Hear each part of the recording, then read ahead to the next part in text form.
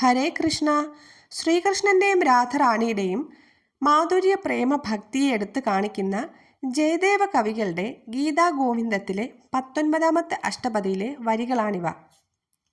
ഭഗവാൻ സ്വയം തിരുത്തി എഴുതിയ വരികൾ.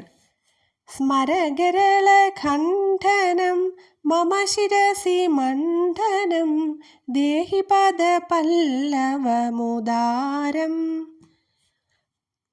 ഇവിടെ ഇങ്ങനെ പറയപ്പെടുന്നു, മനോഹരമായിട്ടുള്ള രാധാദേവിയുടെ പദപല്ലവം ദേഹി എനിക്ക് തരൂ, എന്നിട്ട് എൻ്റെ ശിരസിൽ അലങ്കാരമായിരിക്കട്ടെ.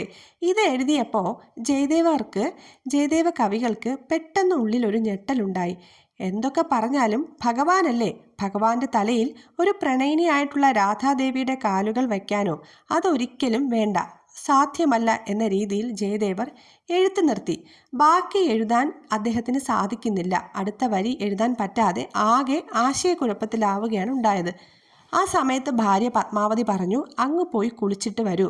അങ്ങനെ അദ്ദേഹം എണ്ണയൊക്കെ തേച്ച് ദൂരെയുള്ള ഗംഗാനദിയിൽ കുളിക്കാൻ പോയി.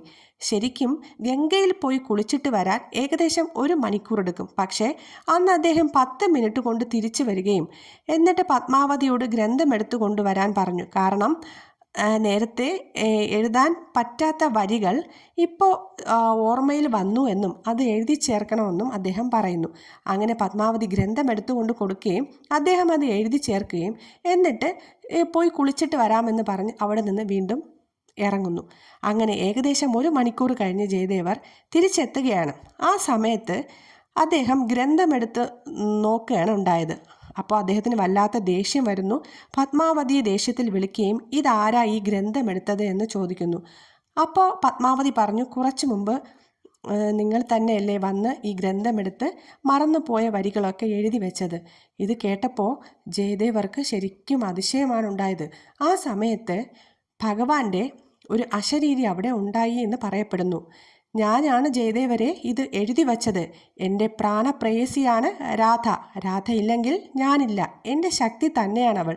ആ രാധയുടെ പാദങ്ങൾ എൻ്റെ ശിരസിനെ അലങ്കരിക്കുക എന്ന് പറഞ്ഞാൽ ശരിക്കും അതൊരു അലങ്കാരം തന്നെയാണ്.